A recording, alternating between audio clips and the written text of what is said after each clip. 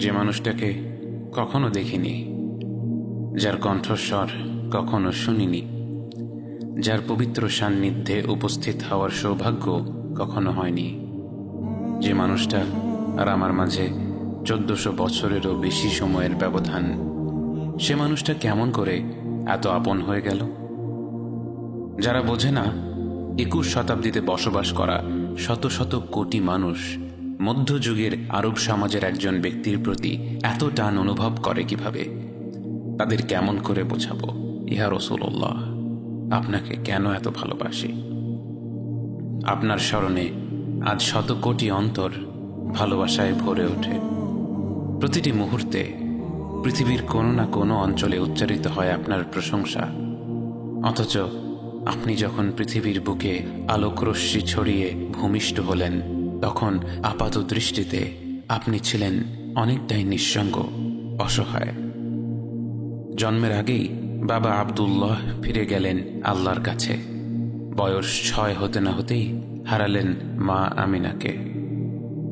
তখনও নিষ্পাপ শিশুটি বুঝতে পারছিল না যে মাকে কেন্দ্র করেই জীবনের সবকিছু, সেই মা চলে যাওয়ার মানে কি।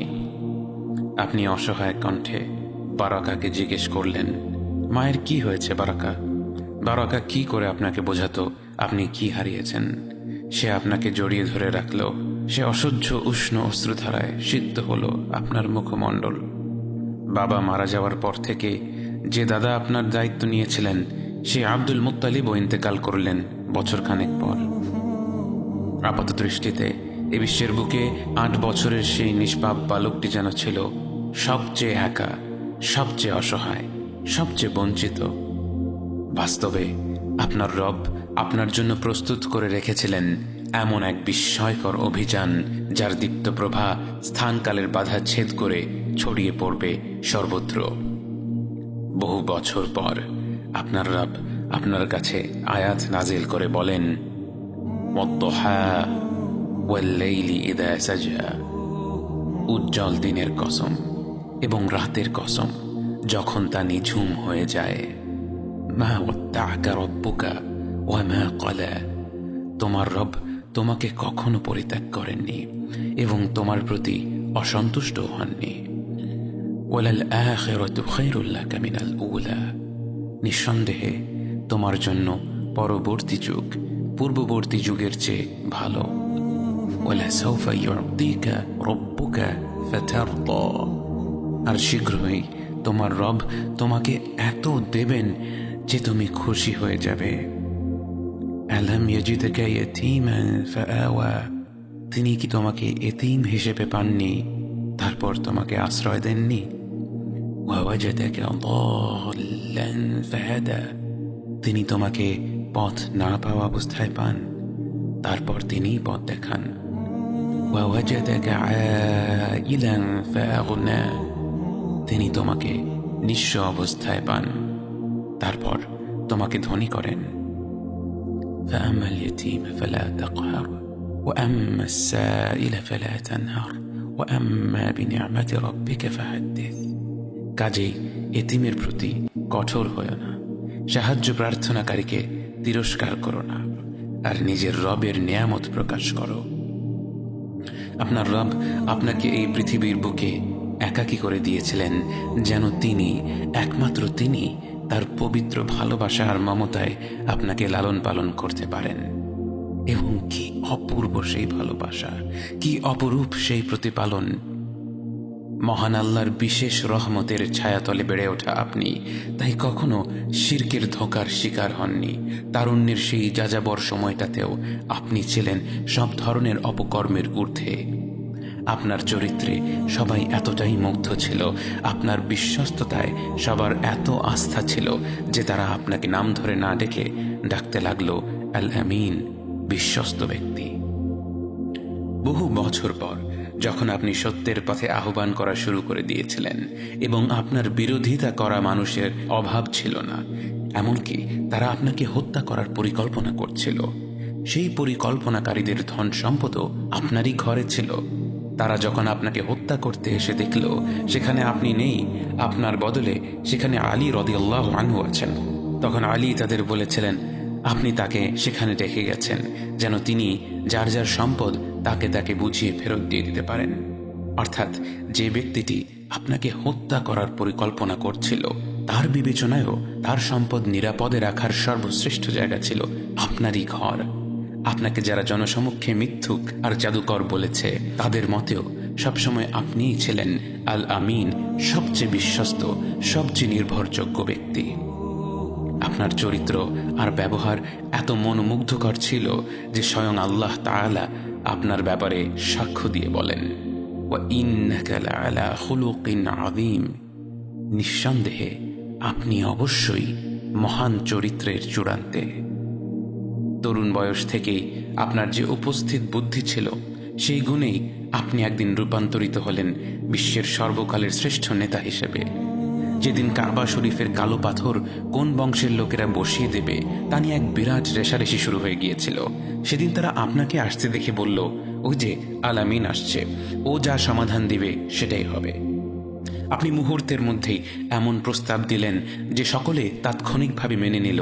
একটি বড় কাপড়ের মাঝখানে কালো পাথরটি রেখে সেই কাপড়টির বিভিন্ন প্রান্তে প্রতিটি বংশের একজন প্রতিনিধি শক্ত করে ধরে রাখল এবং সবাই মিলে পাথরটিকে কাবার একেবারে কাছে নিয়ে গেল এবং পরিশেষে সবার নির্বাচিত প্রতিনিধি হিসেবে কাপড় থেকে পাথরটি তুলে আপনি নিজ হাতে কাবার সেই গর্তে বসিয়ে দিলেন।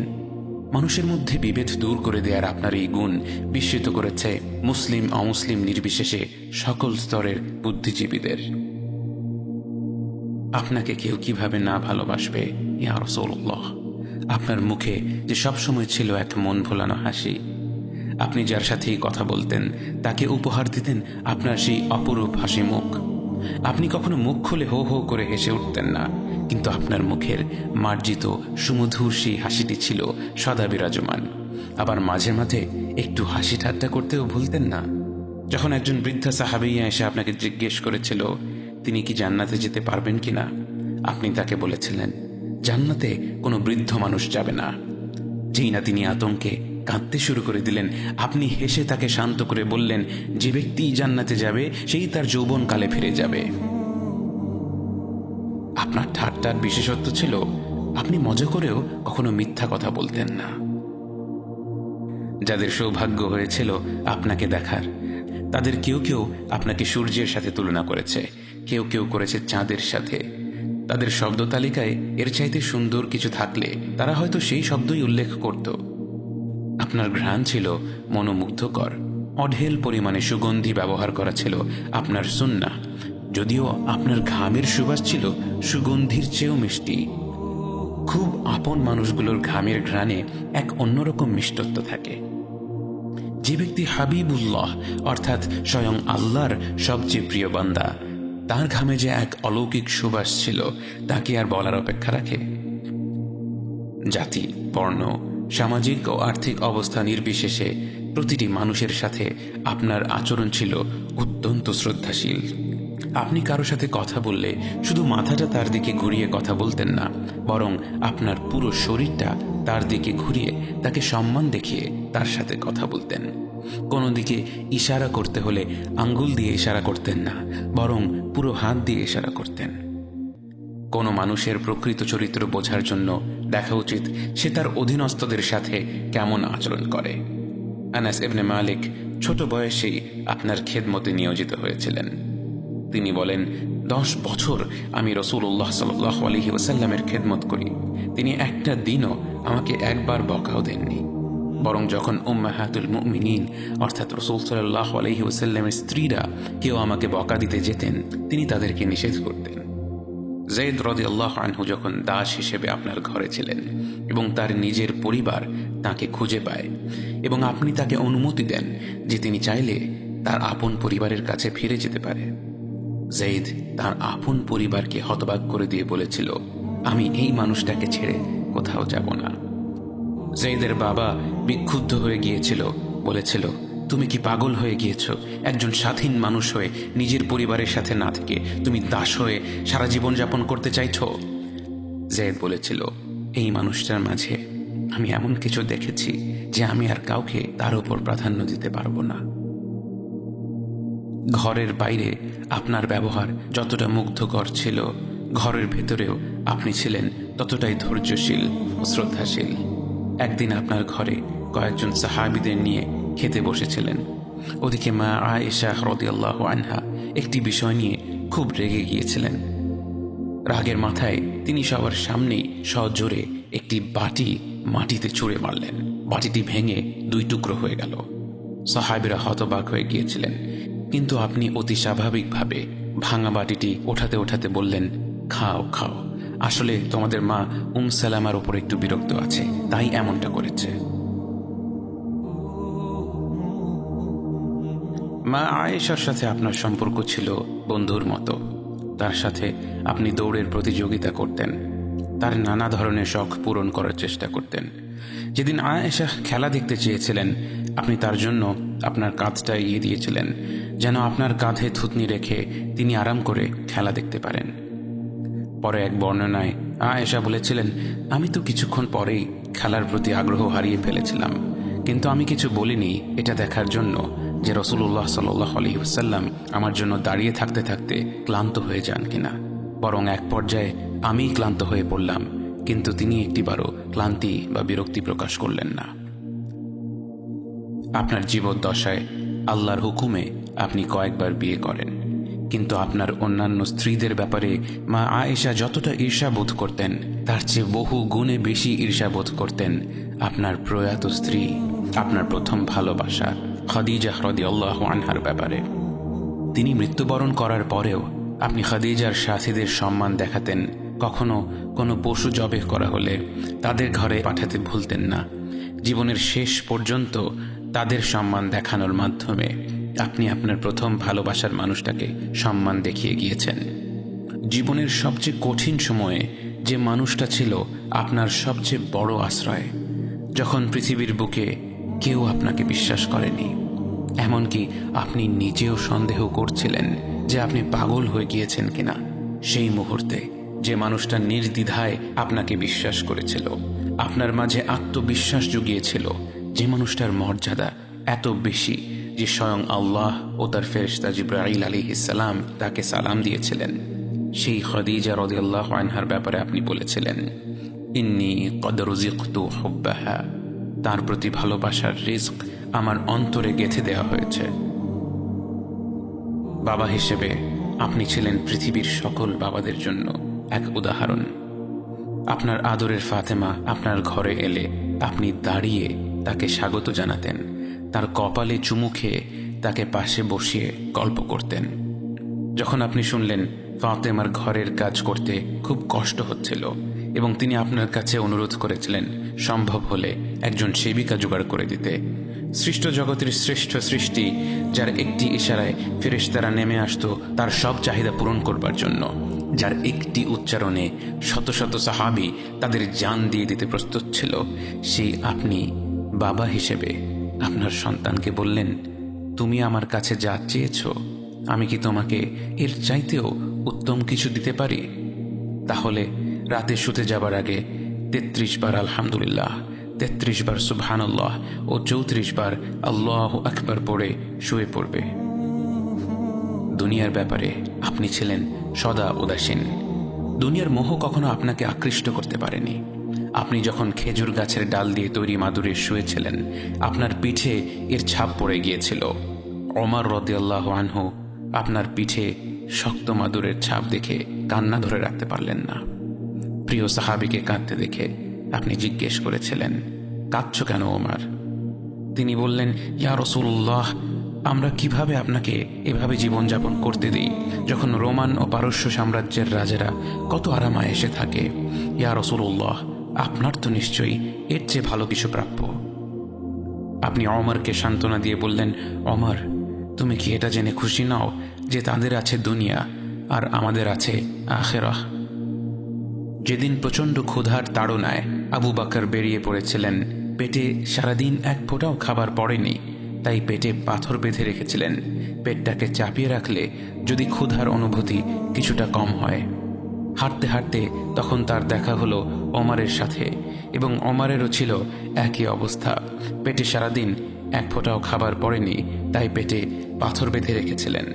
তারা দুজন কিছু দূর হাঁটতে হাঁটতে যখন আপনার দেখা পেল, তারা দেখল আপনার পেটে তিনটা পাথর বাঁধা, কারণ পৃথিবীর শ্রেষ্ঠ মানব, আল্লাহর সবচেয়ে প্রিয় বান্দা গত 3 দিন ধরে না খেয়ে আছেন।